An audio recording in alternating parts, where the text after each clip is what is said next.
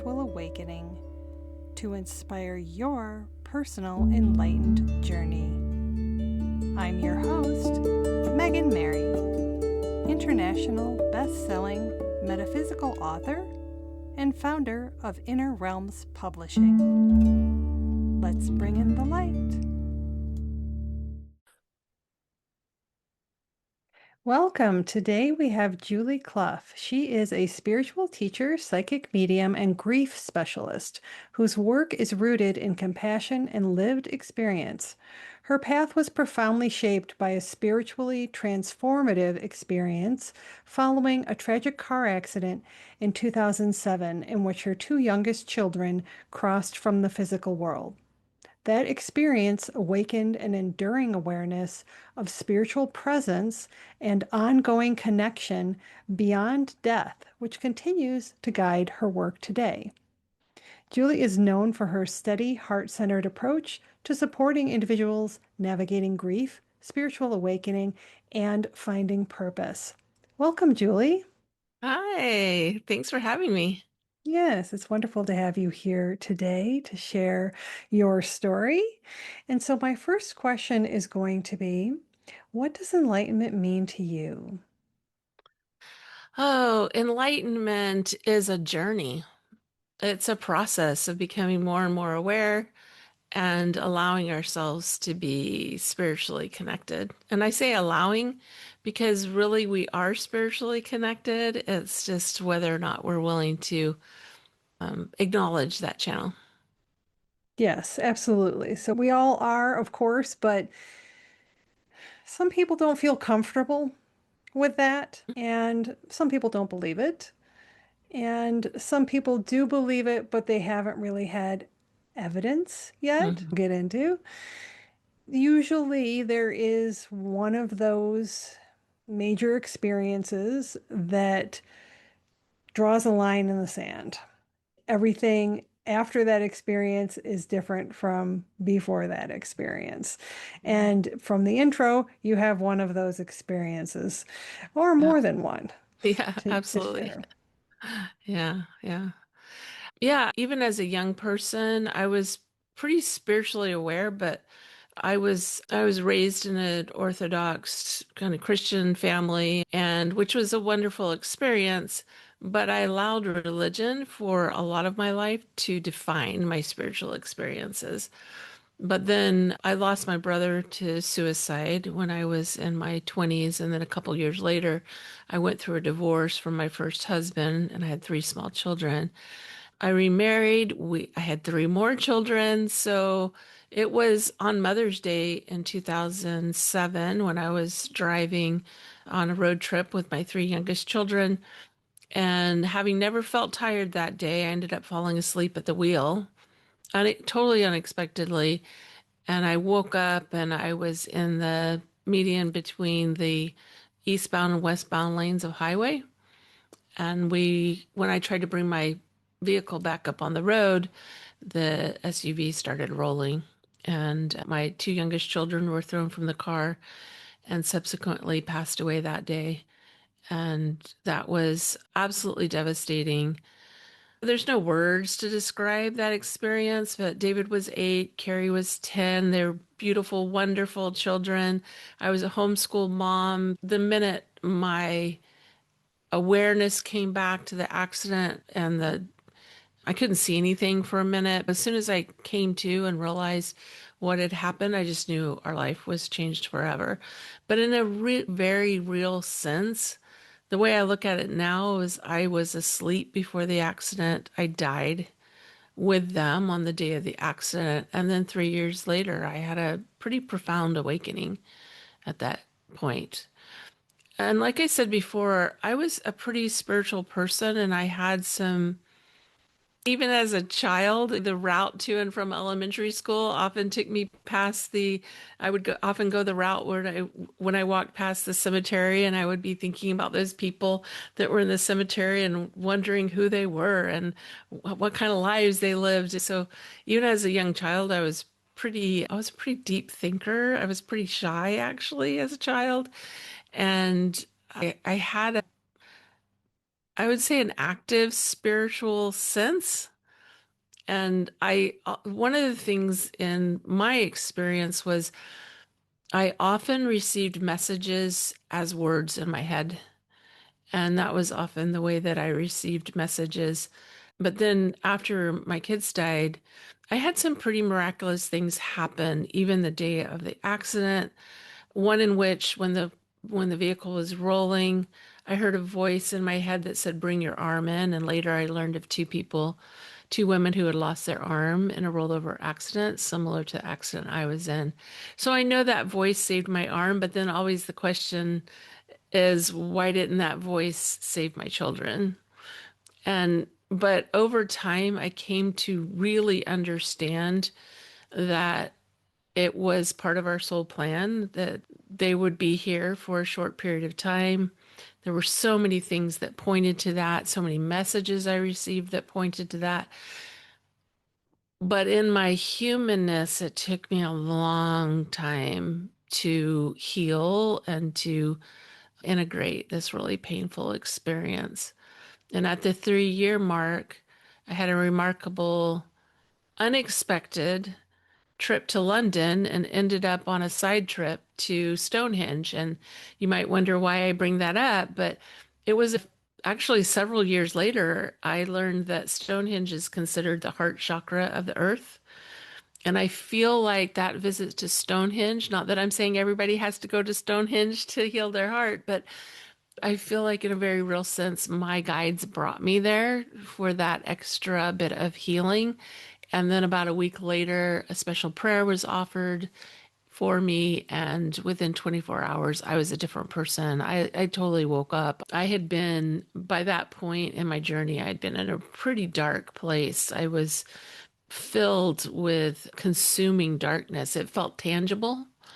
And that darkness was lifted at that point. And I woke up to a totally different life. At that point, I felt healed to a great degree. I felt like the lights were back on. I could re-engage with life. I could enjoy things again. And it was an overnight change. But I also was left with having to really rebuild my life because my life before the accident and then 3 years later was totally different.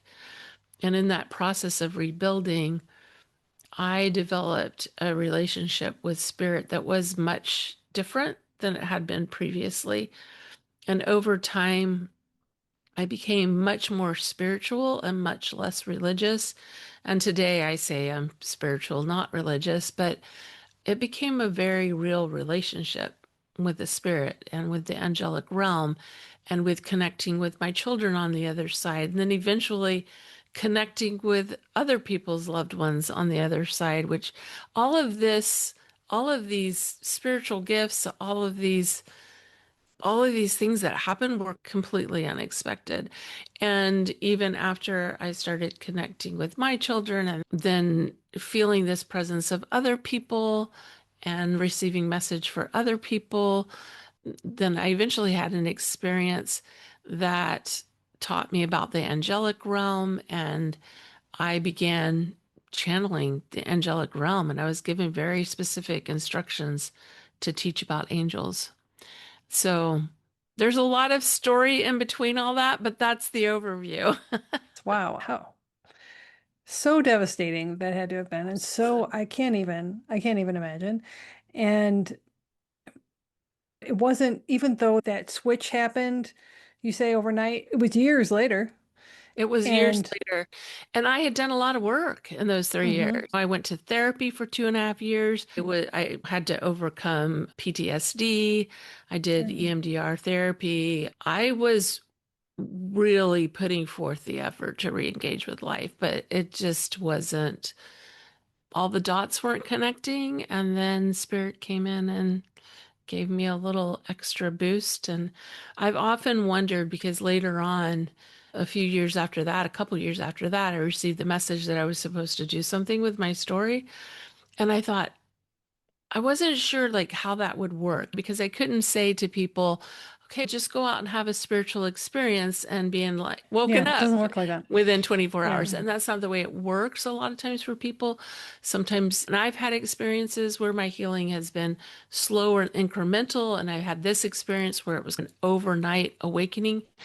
I feel like one of the reasons, and I received this message while I was writing my first book, but I feel like one of the reasons I had that experience was because I really needed to understand that healing was possible. And I really needed to feel it and experience it in this very profound way so that I could be, and this is just my experience. Everybody else is going to be different. Everybody doesn't have to go to Stonehenge to be healed. Everybody doesn't have to heal overnight. My other experiences with grief healing were more incremental and more just gradual shifts and changes that come along. That's part of our healing journey. But for whatever reason, in this case, this was part of my life path was to experience this in a miraculous way.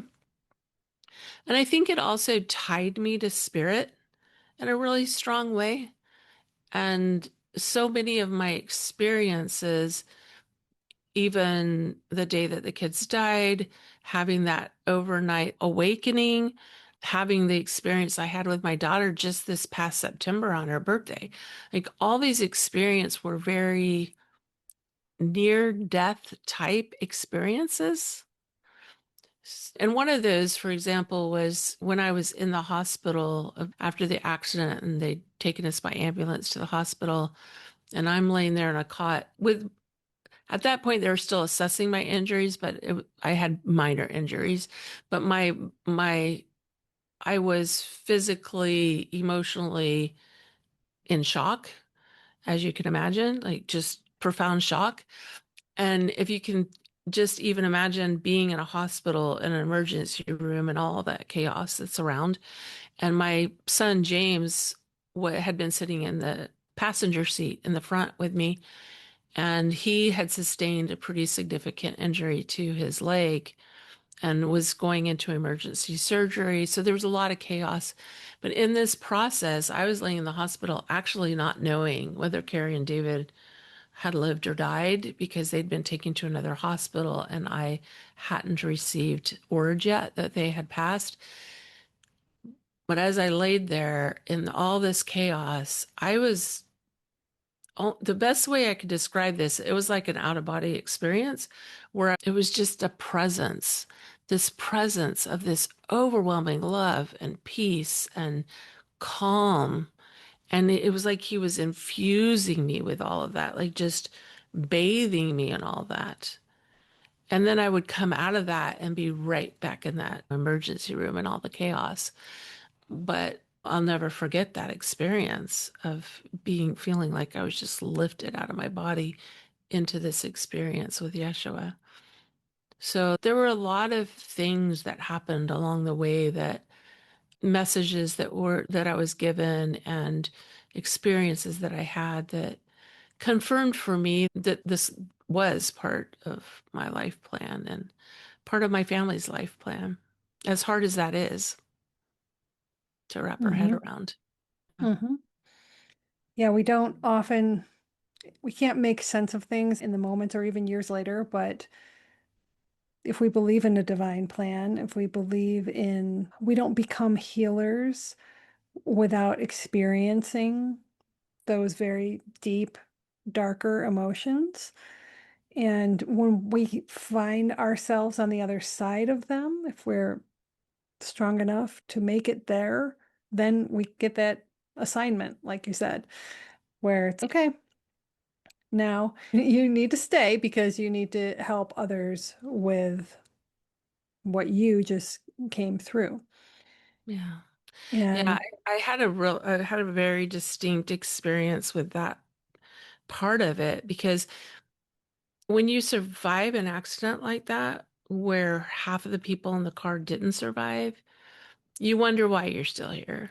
mhm, And there were times when I would just lay there and think especially after my healing experience, I would think about this a lot. There's a reason I'm still here. What is that reason I'm still here? And then 2 years after that miraculous healing, I had an experience with this man was introduced to by a family member. And after we talked, and this family member asked me to share my story, and I was like, I don't want to share that. I wasn't as accustomed to sharing it as I am now, and so I shrunk back a little bit from that idea. But I did. I shared what had happened, and I shared about my miraculous healing and so forth. And like I said, this had only been 2 years after that healing experience. And as we were leaving, he caught me by my arm and he said, "You're supposed to do something with this." And it was like a lightning bolt. When he said that, so there was a very much, I felt that presence and I felt that call, but I didn't know what it was. So it took me a while to kind of come around. And I'm still figuring out what it was because at a couple years after that, I started to develop my grief healing program and I developed a grief healing model of healing. And I started teaching other coaches about grief healing. But in the process of doing that grief work, I would be working with clients who had lost a loved one, and I would literally, Megan, I would literally feel their loved one in the room with me. And they would be whispering in my ear, telling me what their person needed to hear, but I didn't know how to communicate that. So I was just a conduit, but I wasn't sharing with my client, oh, your son's here, your wife's here, your dad's here. I didn't know how to express that.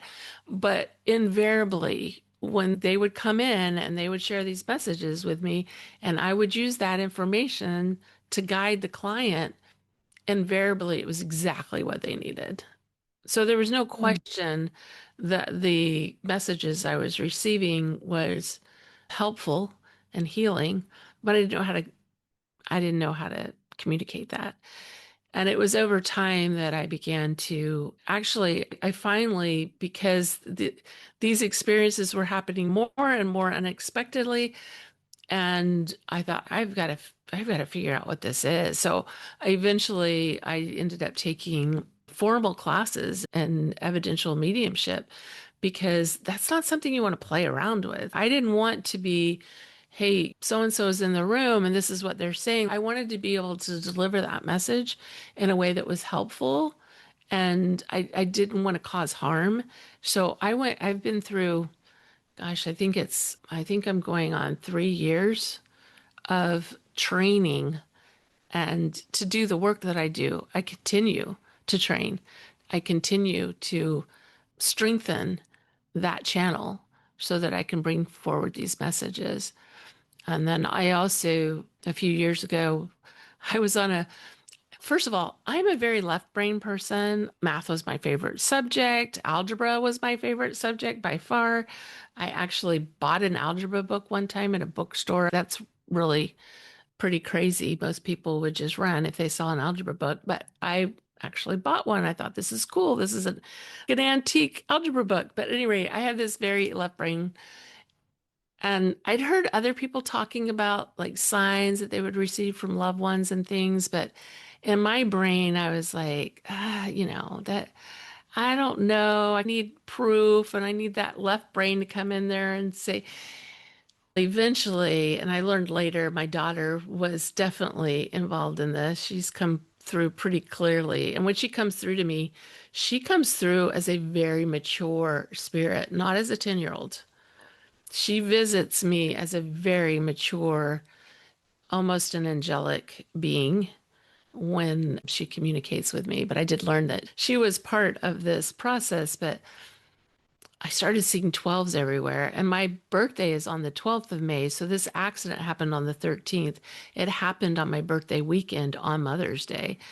So that weekend, there was a lot going on and a lot of anchors to that weekend, my birthday, Mother's Day, and of course, the death of my children. And so it was a lot, but I started seeing 12s everywhere. I could not dismiss it any longer. Like it was just too much. It was every time I looked at the clock, every time I looked at the GPS, every time I looked at a sign, there was a 12. And I thought, okay, I get it. I started looking up what's the angel number meaning of the number 12. And that's what kind of woke me up to the idea that our angels, our spirit guides our loved ones are trying to communicate with us. They do use symbols and signs and various things to get through to us. And that became very clear to me. Then I was on a whale watching trip a few years ago in Mexico, and we weren't seeing, it was pretty miserable. It was the middle of the afternoon. We weren't seeing anything. The boat we were on was really uncomfortable. I was grumpy. I was like, oh, this is going to be a dud. I was disappointed. So it was the first time going on a whale watching trip. And then all of a sudden I heard them whisper in my ear, Julie, you have angels. And when I heard that, like my whole energy shifted in that moment. My vibration increased, the frequency increased. I felt their presence. I felt that confirmation of their presence.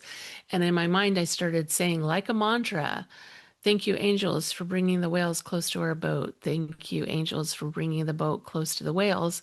And I was just saying this in my mind over, and within a few minutes, we were surrounded by whales. We had whales on the left, we had whales on the right, we had whales off to the front right, and then a whole pot of dolphins came swimming along, and they were all dancing in the water. I just wish there was some way to like share the feeling that I had in that moment. It was, again, almost like an out of body experience. And the bliss, just the complete joy and bliss. And it was amazing. And I don't even know how long it lasted because before I knew it, our excursion guide said, it's time to go back. You guys have amazing energy. This has been amazing. This has been incredible, but we've got to get back. We've been out and we've got to get back. And when he said that, all the whales started to drift away. And then the one whale came up, put his tail out of the water and started slapping the water like they do, like a wave goodbye, like 10 times, just doing this. And it was amazing. And it was the next day that I heard the message Julie, start teaching about angels. And so I came home from that trip and started teaching about angels. And I've been receiving channeled messages from the angelic realm for several years now. They started giving me messages to share with anybody who would listen, with my audience, with the people who would listen. And I do that on Instagram and Facebook and YouTube. I started doing YouTube videos about it. So it's been pretty remarkable. Yeah, that's amazing. And I've had some amazing experiences out in the ocean too. But Yeah. I've also had the ones where I'm just sitting in this room and I have that just intense out of body and also very physical experience where you know that you're interfacing, that there's all kinds of spirit beings around and that you're really being the receptacle of that. I don't want to say information, but it's Yeah. that vibration. If you are enjoying my podcast and are intrigued by dreams and stories of spiritual awakening, I would like to personally invite you to explore my international best-selling metaphysical trilogy, Witches of Maple Hollow. Like a mystical fairy tale, these fall-themed mysteries weave cozy supernatural fantasy into enchanting tales of magic and self-discovery. Start with Book 1, The Dream Haunters. The Book Life Prize calls it packed to the brim with surprise portals, ancient traditions, and dream worlds. Then dive into the elusive nature of reality in The Dream Mirrors. And finally, unravel ancestral riddles beyond time and space in The Dream Dimensions. Get your exclusive signed copies today at meganmary.com. Stop by the store while you're there and grab your dream journals, cozy blankets, pillows, candles, and more.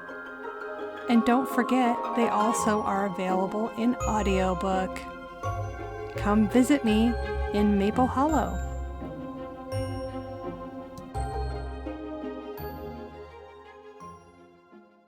It's I do want to beautiful. talk about a couple things. One is your healing model, but I also want to talk about evidential mediumship because I've had a number of people that are psychic mediums on the show, but not necessarily evidential. And I want, for the audience's benefit, to explain the difference.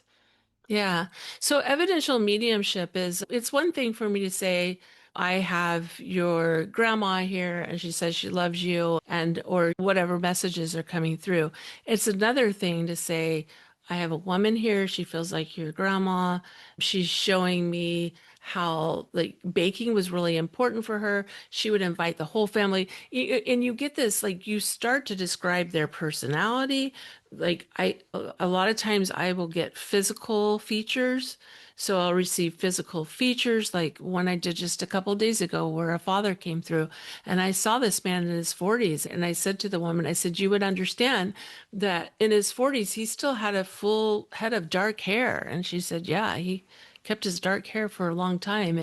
And then like his personality comes through and a lot of times I'll receive actually like how they died, what the last days of their life was like, what the interaction was with the person that I'm reading for, like what was their relationship like? Because a parent particularly, I had this one woman whose mom came through and I said, your mom is showing me that she lived with you towards the end of her life, but I feel like you weren't just helping her, she was helping you. There was something going on. She was, and you, it was a reciprocal relationship. And she said, yes. And I said, she's also showing me your two boys. I said, you would understand you have two sons.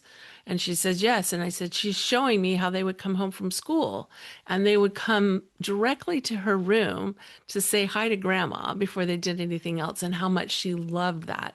Like she loved that they were so doting on her. So you get this feel of the relationship and what they did at different periods of their life. And every just like people here, every person on the other side comes through and sometimes they don't want to go into how they died. I'm like, for whatever reason, they're just like, they're here at 40 and they don't want to go to beyond that. So we're just going to stick with where they're at. But I'll sense things, I'll feel things, I'll hear things, I'll see things, I'll know things. Sometimes just information will just drop in. Like a mom that came through and I said, I feel like she had some connection to the school. And her daughter said, yeah, she was an educator for 30 years. And I said, yeah, because some of the, anyway, it's just fascinating. But what it does is we want to establish who's here. And we don't want to leave any doubt in our mind who we're communicating with. And that's why they come through with evidence. But one of the reasons I call myself a spiritual medium is because I'm very focused on the messages. And the messages are so important. And when they come through and they show how I'll get a sense of you were there with her every day. Like she was in the hospital towards the end. You would understand that. And she was in and out of not a coma, but in and out of presence or in and out of consciousness. And they'll say yes. And I say, and she's showing me how you were there for her. You were there for her all along. And she's so appreciative. You were there when she was experiencing that. So the messages are super, super important. And I never know exactly what messages are going to come through, but we anchor those messages with evidence. So we Perfect. know who we're Yes. talking to and we can better understand the messages. I remember Hmm. one where mom came through and she gave this message to her daughter. And I said, I don't really, and I don't even remember what the message was now because I'm almost in a little bit of an altered state when I'm doing that. So sometimes it's hard for me to remember exactly what happened, but there's certain things that will stand out.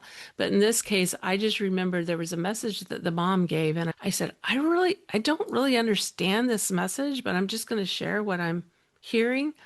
And then right after the mom shared this message, this other man came through that had been this woman's partner, and the circumstances of his life and their life together came through. And all of a sudden, the message that the mom gave not only made sense to the daughter because the daughter said she understood the message, but then all of a sudden that made sense to me too because now partners coming through, and I'm getting more context to the story because it's like I say, like it's almost like I'm standing in a doorway and you're on one side in one room and they're on the other in the other room, and you know them, but I don't. So I'm just trying to give enough evidence and description. And sometimes I'll describe things wrong, and so every piece of evidence may not feel, but 80 to 90% is going to be spot on. So you know who's there. But sometimes I might interpret things wrong because I don't know them. I'm like Sure. I'm a reporter. So I'm Right. reporting and then I'm making that connection. So it's a lot. I really love the work, but it's a lot of responsibility. And I take that responsibility very Sure. seriously. Yeah. And I also want to touch on the difference or the differentiation, I want to say, between spiritual and religious, because you brought that up earlier. And I know that you have a religious upbringing, but that you also help people with religious trauma. And I very much state that this podcast is spiritual, but not religious. And for me, Mhm. there is a very big difference. Also, because I had a religious upbringing that I was not necessarily aligned with at all. And so I wanted you to talk a little bit about that and the trauma that how people come overcome that and how they basically it changes their view when they shift from the dogma to the spiritual viewpoint. Yeah, it's a really big question. It's a really important question, and I think especially when we're young and we're brought up in a certain system or in a certain dogma, like we take that on as truth, and that's okay. That was part of our experience. It's part of our life plan to experience that. But then we come to a point in our life where this is what happened for me, particularly. You come to a point where you're like, wait a second, I'm having all these spiritual experiences and I'm communicating with the other side, and what I'm receiving isn't aligned with what I'm hearing over the pulpit. And you start having to make a decision like, am I going to, because I had allowed religion to define my spiritual experiences for most of my life, especially up until my kids passed away. And after they passed away, and I started having this like real, almost physical experience with the other side, the dogma was making less and less sense. And for a long time, I was able to walk that line, but there came a point where I was like, okay, I've got to choose. Am I going to trust my instincts here and what I'm receiving from spirit, which is so powerful? Or am I going to align myself with religion, which in a lot of cases can turn off our spiritual gifts if we continue to align with something that's no longer feeling lined up for us? Okay. So it's a really challenging situation because especially if you have family members, if you have friends that are still within that religion, some religions are more forgiving. And when I say forgiving, they're like, oh, you want to go to a different church, go to a different church. Some people are brought up that way. They just go to different churches. They choose one that works for them. And then within some family systems, it's no, this is the church of your ancestors. This is the church of your family. This is the true religion. And it's amazing the huge percentage of people who are born into a religion and feel like that's the true religion. And so it's when we start to deconstruct that, it can really mess with our mind.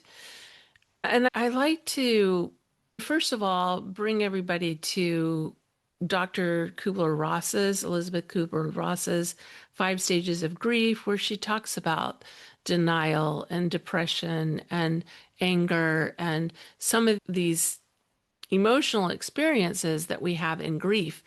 Because leaving a religion, especially a religion that's high control, high demand, which was the religion of my upbringing, leaving a religion is very much a grief experience, and it's very much a disenfranchised grief, which means that people are not going to acknowledge that grief and pain. They're it's when we have a very strong religious background or religious identity, it is an identity. And you're butting up against other people's identities when you say, I'm no longer aligned with this. So they don't have the capacity to hold space for your pain and your grief of leaving. So that can be, it just is very messy. So we have to give ourselves so much grace. We have to give other people so much grace. We have to find support. Our support always needs to be at least equal or greater than our challenge. And when you're going through something like re-establishing your identity or rethinking your identity, that's a time when you need to find support. And it's finding people that can appreciate what you're going through. Maybe they're just a few steps ahead of you. Maybe they left the same religion that you did 2 years before or 3 years before. So they're in a unique position where they have gone through some processing of it where they can hold space for you as you process. And then you'll have the opportunity to do that for someone behind you. But it's a pretty big question, and I often think of it similar to going through a divorce, having been through a divorce. You are very literally finding a new community. You're leaving one community. When you divorce, you are leaving the community of your spouse and their family and that whole system that you built as a couple. You're disentangling yourself from that whole system you built as a couple. And that's why I often say, like, leaving religion is very similar to that because you're disentangling from a system. And there's so many aspects of it because it affects your identity, it affects your community, and it affects your belief system. But I also invite people to not be too quick to dismiss the spiritual experiences they had within that religious community because those experiences are still valid. This is like when I would coach people who had gone through divorce. The experiences that you had when that marriage was good is still valid. The reasons that you married your spouse are still valid. That love that you felt, that first getting married, the first child, all your first home, all of that is still valid. The fact that you've decided to decouple, the fact that you've decided to separate and create separate lives does not discount the experiences that you had in that marriage. And it's the same with religion. What I've come to discover, or what I've come to understand from my own perspective, is that spirit, God, our guides, angels, universe, creator, whatever terminology you want to put on it, is always loving and supporting us.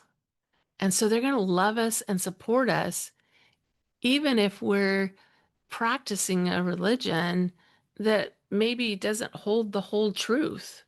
There's truth within every system.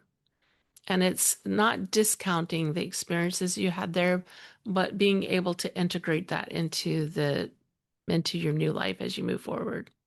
Yes, it's that empowerment of understanding that, yeah, it's a part of the truth. It's a thread of the truth, but that the true truth is that you can get there too.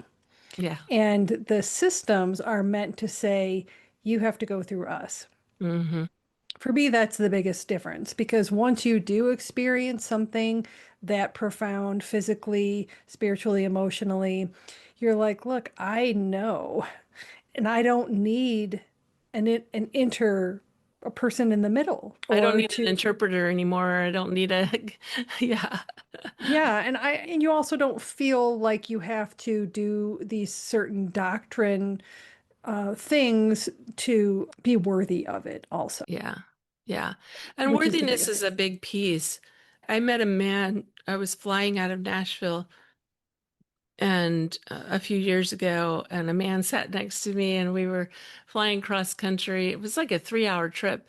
And the whole trip, he was talking, we talked the Bible, like the whole trip. It was a fascinating conversation. I wish I had a transcript of that conversation. But he was a man who had dealt with drug addiction and had found God in a religion, and it changed his life. And yet he was very much in this fear-based place. But that was just a part of his development. And so every time he would say, but what about the rules, or what about the commandments, or what? I'd say, yes. And what about love? And I would just bring it right back to love again. And he was just a beautiful, wonderful man. And we never talked specific religion. And I could see that he was moving through this transformation from like really hard stuff. And church and God and all of that had helped him tremendously and lifted him out of that. And then he was in this space of, it's like a child developing. I always look at, what are they, like 8, 9, 10 years old when they get very legalistic, and you're driving down the road and they're in the back seat going, aren't you going a little fast? Shouldn't you slow down? That says 30, you're going 35. Is that legalistic kind of development stage? And we go through that as human beings. We go through these kind of legalistic stages. And if you start studying the stages of faith, there's very much like a lot of people end up developing into that legalistic phase where the church is very aligned for them and very supportive of them. And I look at my own life, and my dad came from really hard circumstances. And I'm grateful for the upbringing that I had, because it was hands above what he experienced as a child. So thank you to the church for giving us that kind of foundation and structure to build a different life, that I've been now able to pass on to my children a different life than what my dad experienced. And we just see that like we're all just in different stages. And the thing that I love about being spiritual and not religious is I just have such a deep love for people and a deep understanding that everybody is exactly where they're supposed to be. And I don't need to worry about it. I don't have to talk somebody into believing the way I do, or talk them out of believing something they believe. Everybody is just on their own journey, and this is what we're meant to do. We're not meant to all show up here and everybody be a policeman. That would be like, we're meant to come in and have all these different experiences. It's pretty wild when you start thinking about it. All the millions and billions of people that have lived on the earth, and every single person has had a different experience and has a different life plan. It's remarkable. I mean, it's just, I can't wrap my head around it. Right. Yes. But at the end of the day, we all breathe the same air. We all have the Yep. same blood running through our veins. We're all going through the same challenges. And Yep. so it does take compassion to understand. And I think that's one of the hardest parts of recognizing different, I don't want to say realities, is that you have to accept that not everybody's going to accept it. And you also have to recognize that everyone's at a different path in their Yep. awareness. And that doesn't, people have been creating wars for centuries over religion, that one is right and one is wrong. And I think that the direction that we're going as a civilization is to recognize that is an infighting game, and Yeah. that it's much, much larger than any one doctrine, any one dogma, and that these avatars that we're in and the land that we're on are just small pieces of that larger puzzle. Absolutely. Yeah. And there's just so much freedom.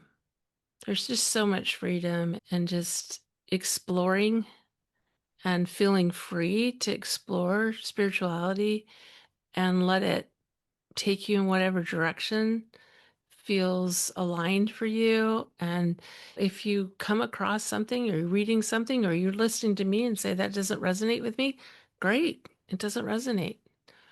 And you move Mhm. on to the next thing and you just follow the breadcrumbs of the things that resonate.